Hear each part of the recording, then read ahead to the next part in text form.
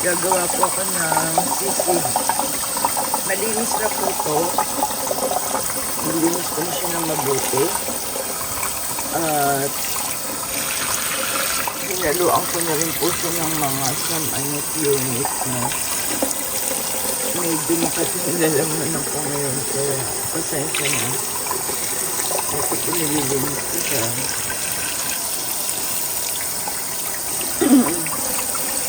Medyo tinanggalan ko pa po yan ng mga balahibo. Kasi meron pa akong kumpare na nag-request.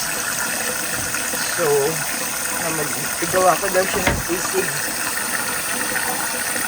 Kaya eto, napaunlakan. Galing po sila ng ibang lugar, pati ng US. Andito yung buong pamilya. Kaya, pinaunlakan ko siya. So, eto po ang gagamitin ko na pakukuliin ko muna po siya sa tubig. At ito po ang mga ilalagay ko habang kumukulo. Papalambutin ko muna yung ito po ang ilalagay ko, no? Na mga sahog for boiling para lumambot siya bago ko siya i-broil o inihaw. Hindi po ako pwede mag-ihaw ngayon dahil winter. Yelo ang likod bahay. Kaya, papakita ko na lang po sa inyo. So, eto na po siya. Nilagyan ko siya ng... Sinet ko po yung yung...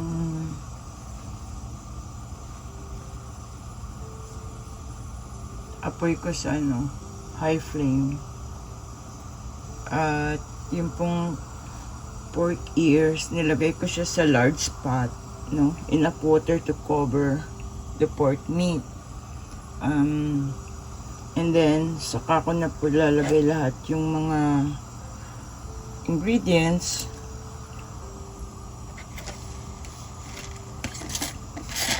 para kumulo. Hindi na po yung lasa. No? Tapos so papakuluin na lang po natin siya.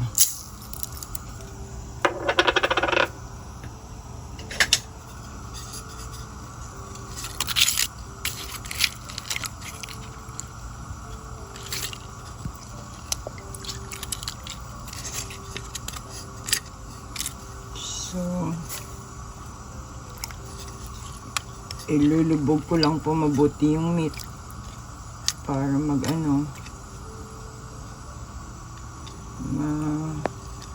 ma-infuse yung lasa ng mga sahog na nilagay natin.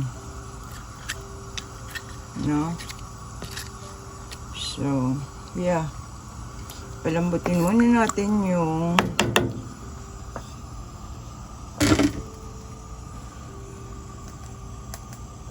once nagbo-boil na po yung tubig, saka nyo na lang i-lower yung flame to medium. But right now, I set the pot on high flame. Yung pinakamainit na highest level ng temperature ng oven.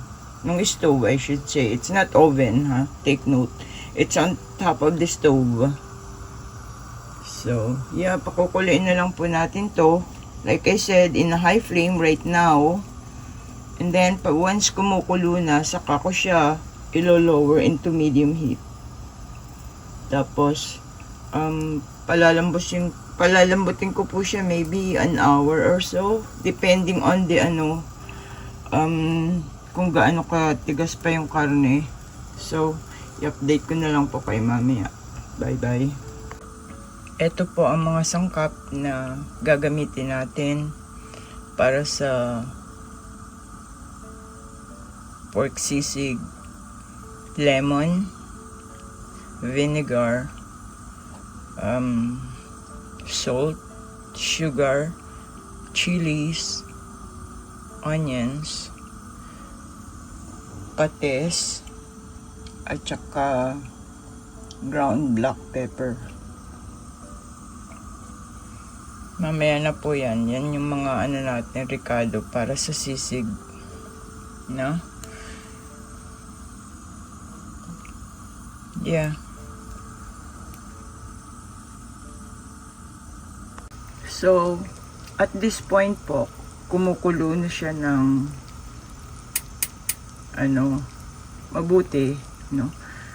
At i-set ko na lang po yung apoy into medium heat or medium flame.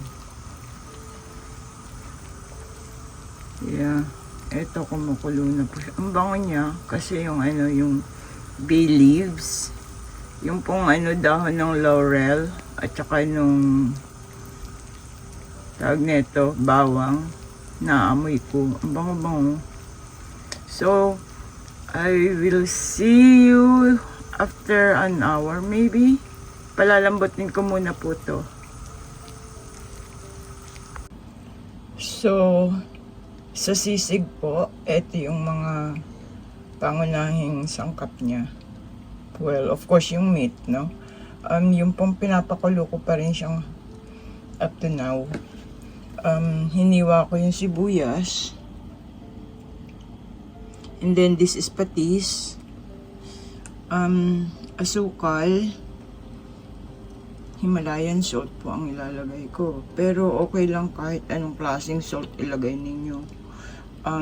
Paminta, suka, lemon juice. In-extract ko po to sa sa lemon. Wala pong kalamansi dito eh. Then, eto, pampalasa, pampagana I should say. And then, take a look at this. Kumukulo na po siya ng mabuti. Kaya, after this one, na kumulo, ko po siya, i-bobroil ko siya, yung parang paihaw. And then, both side, once na okay na siya, then tatadtarin ko siya ng pino. So, papakita ko na lang po sa inyo mamaya. Yung boses ko medyo hindi okay kasi mukhang sisipunin. Hopefully, hindi ito matutuloy. Kasi may gagawin ako. Magpapapawis lang ako, mawawala na to. O sige po, balikan ko na lang kayo later on. So, ito po yung mga sahog. Iniwa ko na yung red chili there. Lemon juice. But, dyan po sa atin, kalamansi okay gamitin. Yeah. Salt and pepper, sugar, vinegar, at patis. Ito na po siya after half an hour. So, ngayon, babaligtarin ko na po siya, no? Para mag-even yung pagka-char mark niya. Gusto ko kasi yung yung may parang grinil siya even though, or binarbecue, even though sa oven ko lang po siya nilagay. So, take a look at this one. It's nicely done. No? Yan ang gusto kong ma-achieve na kulay. So, babaligtarin ko na po siya para sa kabila, ganun din. Bago ko siya, i-chop ng pinong-pino. Sa totoo lang po, ang sisig, kailangan ng chicken liver, no? But, itong gagawin kong to, hindi ko po siya isasama kasi yung kakain nito merong gout, not allowed ng internal organs. So, kaya instead na chicken liver ilagay ko, dinagdagan ko na lang siya ng meat. Yan, may mga extra scrap na meat dyan. So, yeah, babaligtarin ko na lang po siya para ganitong kulay din. Eto na po ang itsura nung brinoil ko na gagawin kong sisig. Pero gusto ko pa po siyang ibalik. Kasi gusto ko pang konting-konti pa na brown dito sa parting ito. Pero ito, okay na siya. Okay na yan. Pasado na yan sa akin. Ito, medyo iba-brown ko pa po itong parting to.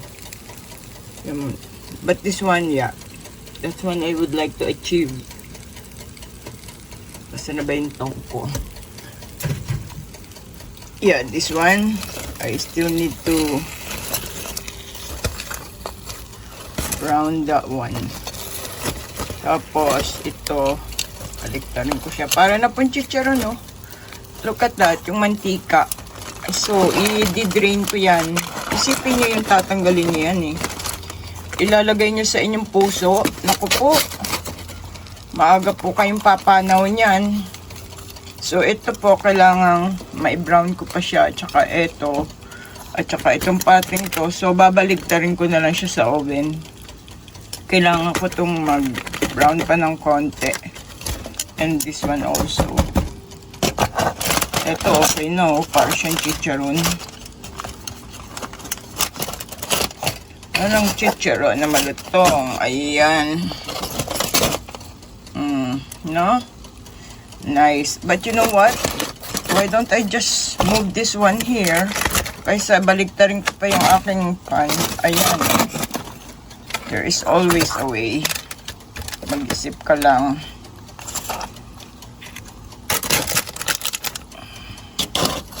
Yung ano, malutong na siya. Yung pinaka ano. Yung nasa ilalim ko lang ko siyang ano rin. I-brown.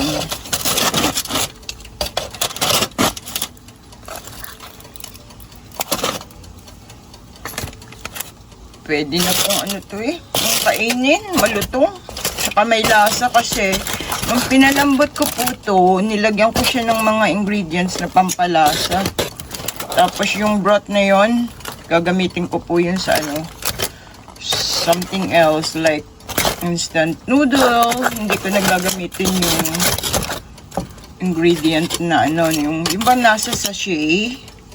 So ayan, ibabrown ko na lang po to and then gagawin ko na yung sisig. Matrabaho lang po pero hey, why not? Pagbutihin ko na. Ganyan po ako kasi pag humaharap sa kusina, I always try to do my best. Not just trying, I really do it. Ginagawa ko po talaga yung para ba ano. Siyempre, para hindi tayo mapahiya, no? Paggawa yan eh. Sa akin lang okay. Pero siyempre, reputasyon. Ha ha ha. Anyway, sige po, at i-brown ko na lang to mga 15 more minutes. Nung binaligtad ko na po yung kabila, eto na siya ngayon. See? Ang ganda niya. That's what I would like to achieve. Yung ganyan. Yung parang inihaw din siya, no? Alam niyo po kasi si B9, pag nagluluto, it's all about quality. Ayan. Nadi-disappoint ako pagka let's say nagluto ako na hindi ko na mimit yung expectation ko ba. But then again, sa pagluluto, talagang trial and error. Minsan napapaalat, pero I learned my mistake. Since then, it's better to adjust the seasoning kaysa yung biglain nyo yung lagay ng patis o ng asin. Pwede naman pong i-adjust, no? Hindi tayo pare-pareho ng panlasa. Meron taong gusto maalat. Ako gusto ko i-adjust ko po talaga yung seasoning. Maganda yung hinahabol kaysa yung hindi mo na siya may adjust dahil maraming tao na merong health issues. So, hindi lang naman po akong kakain nito. So, syempre, magiging considerate ka rin naman sa kapwa mo. So, yeah, palalamigin ko na muna po to bago ko siya hiwain. Eto na siya.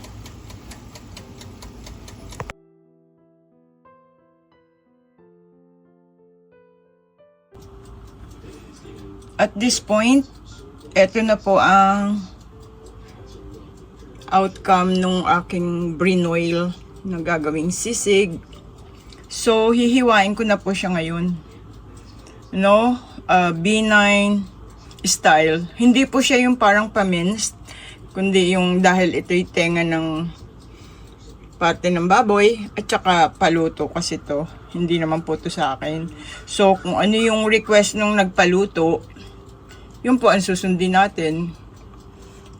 Wala pong bayad to. Siya lang bumili ng mga recado and everything. Ang sa akin lang dito, yung labor ko. Dahil ganyan, that's what friends are for, di po ba? So, yeah, hihiwain ko na po siya ngayon.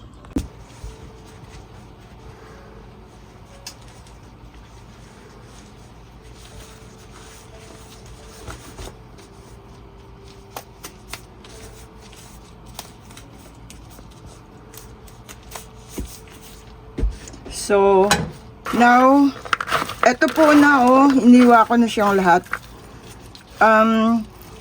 Actually, ang sisig po, pwede ninyong lagyan siya ng chicken liver.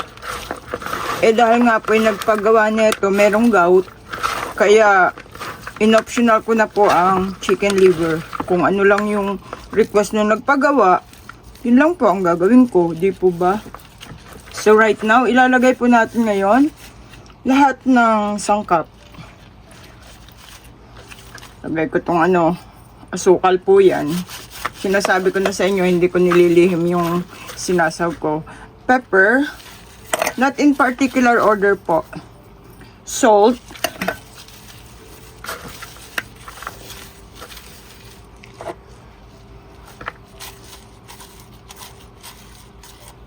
sibuyas, vinegar, patis of course,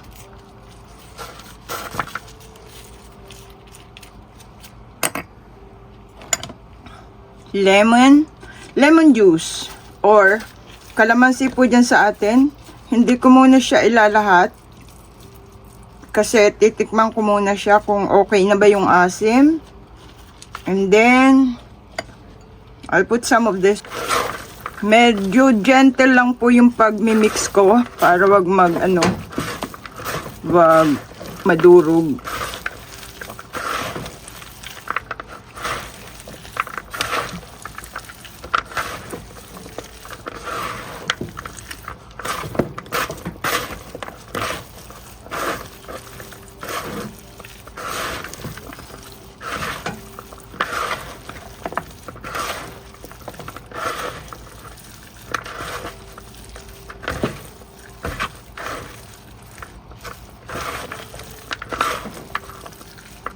Yung iba po nito, yung gumagawa ng mga sisig, meron silang sizzling plate. Painitin muna nila yon, tapos ilalagay ito. Butter muna bago ito. Tapos nilalagyan pa nga po ng parang scrambled egg or over easy egg sa ibabaw. Ito naman po, hindi naman, i-deliver ko pa po ito dun sa nagpagawa. So, I can't do that really. It's up to them na kung anong gagawin nila after ginawa ko to.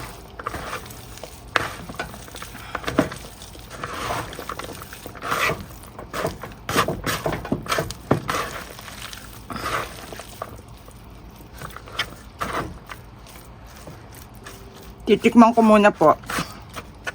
So, yung iba nga nilalagyan pa yan ng utak ng baboy. Ako po, ganyan lang gawa ko ng sisig. Kasi natikman na nila yung gawa ko last summer. Yung dinala ko sa potluck party. Ngayon, ito ang ni-request niya. Yeah. So, titikman ko muna po. Alisin ko muna tong aking pinang halo. Sayang din yung lasa ng sibuyas na yan. So, yeah. Lalagyan ko po siya ng Miracle Whip para maganda yung texture. Ano po to? B9 sisig. Hindi ako nangungopya ng recipe ng may recipe. That's my very own creation. Pwede nyo rin pong gayahin to. Wala naman to. Ano po to? no copyright. Hindi ko po kayo ididemanda. I'm just sharing my knowledge. You see, yung pong Miracle Whip, pag padagdag ng ano niya, texture, konti lang, wag naman sobrahan. Kasi, nilagyan ko po siya ng vinegar at saka ng lemon juice. Sa inyo dyan sa Pilipinas, calamansi will do. Actually, dapat calamansi po talaga yan eh. Eh, wala naman pong calamansi dito. Meron man, hindi na po mapipiga yung katas kasi maano na, luma na siya. Tinikman ko na yung lasa, ang sarap. Yan po ang sisig ni B9.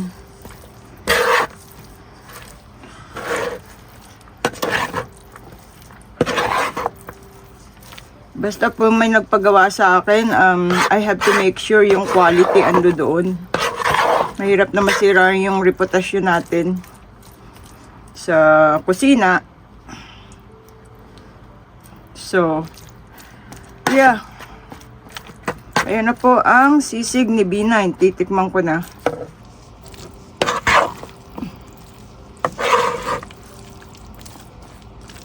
Yan, ang sisig ni B9. Ano po to? Let's work. Pero, but then again, if you really want to eat something, Pinoy taste, you really have to spend time sa kusina. Papakuluin nyo muna, palalambutin nyo muna yung karne. Actually, lilinisin nyo po muna yung mga tinga-tinga sa tenga. Tapos, papalambutin nyo yung meat. Tapos, i-barbecue ninyo or i-grill ninyo. That's what I did here. Brinoil ko siya.